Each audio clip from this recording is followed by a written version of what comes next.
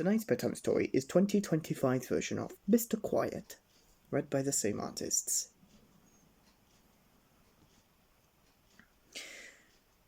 Mr. Quiet liked the quiet life.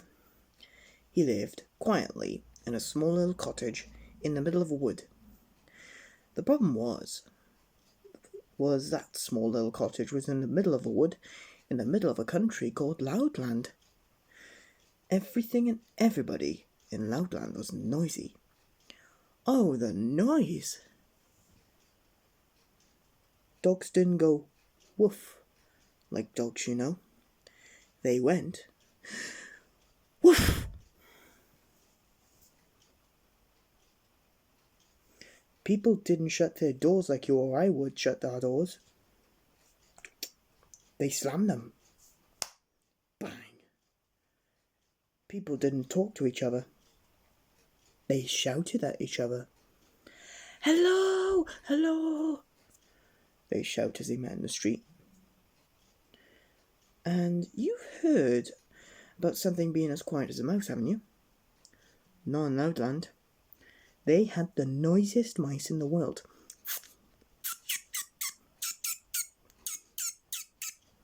They roar at each other.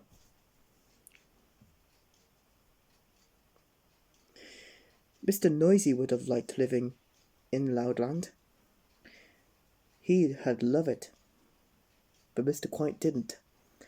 Noise frightened him, so he stayed in his cottage in the middle of his wood as much as he could. But of course, he couldn't stay there all the time. Every week, for instance, he had to go shopping. He used to creep into the grocer's shop. "Good morning," bellowed the greengrocer. "What can I do for you?" "Please," whispered Mr. Quiet. "Could I have some cornflakes, please?" "What?" "Cornflakes, please," he whispered. "Speak up." Mr. Quiet tried his loudest whisper. "Cornflakes." "Can't hear you," shouted the grocer. "Next, please." And poor Mr. Quiet had to creep away without any cornflakes. It wasn't fair, was it? Oh dear. He crept into the butcher's. "Please," he whispered, "I'd like some meat." The butcher didn't even hear him.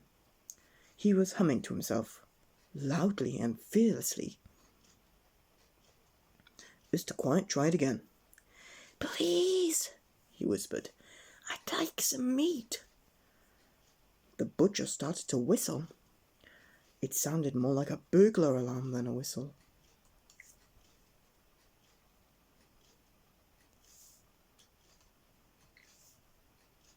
Mr. Quiet fled, empty-handed. It often happened, which probably explains why he was so little. Poor Mr. Quiet. Oh dear. He sat at home that night with a feeling of despair. "Whatever am I to do?" he thought. "It's no use," he thought. "I'll just have to try again." And so the following day he went shopping again. But the same thing happened. "Can't hear you," thundered the grocer. "Next, please." "Can't hear you," bellowed the greengrocer. "Next, please." "Can't hear you," roared the milkman. "Next, please." "Can't hear you," boomed the butcher. "Next, please." Oh dear.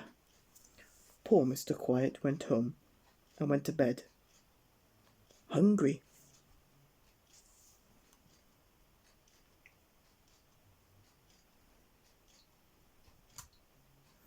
The morning after he was awoken by a noise which sounded like bombs dropping.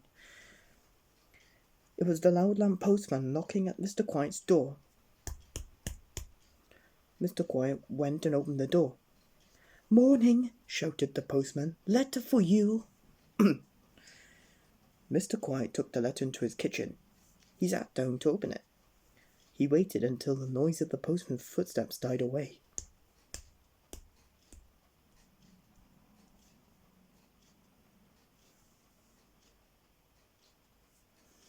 Mr. Quiet opened the letter in great excitement. He'd never had a letter before. It was Mr. Happy from Happyland. An invitation to stay. Mr. Quiet was overjoyed. He rushed upstairs and packed his bag and set off that very morning. It was late when he arrived on Mr. Happy's doorstep. He knocked on the door. Mr. Happy opened the door. "Hello," he smiled. "I thought I heard something. You must be Mr. Quiet. Well, don't just stand there. Come in and have some supper." It was the first proper meal Mr. Quiet had had for months, and while he was eating it, he told Mr. Happy all about the problems he'd been having in Loudland. Mr. Happy was most sympathetic. Over breakfast the following morning, Mr. Happy told Mr. Quiet that he'd been thinking about his problem. "I think," he said, "that under the circumstances, you better stay here in Happyland." Mr. Quiet's face lit up. "And," continued on Mr. Happy, "we'll find you a house, and," he went on, "a job." Mr. Quiet's face dropped. "I'm not very good at jobs," he confessed, "'cause I'm too quiet." "Ah," smiled Mr. Happy, "but I have the very job for a quiet little chap like you." And so the very next day, Mr. Quiet started work. And he loves it. Do you know where he works?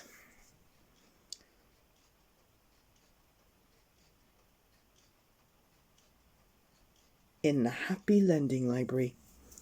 As you know, everybody who goes into a library has to be very quiet, and only whispering is allowed.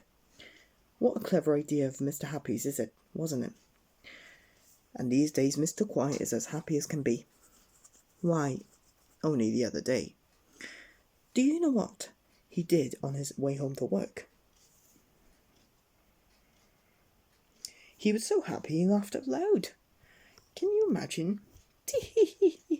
Next, please. Time for our bedtime lesson.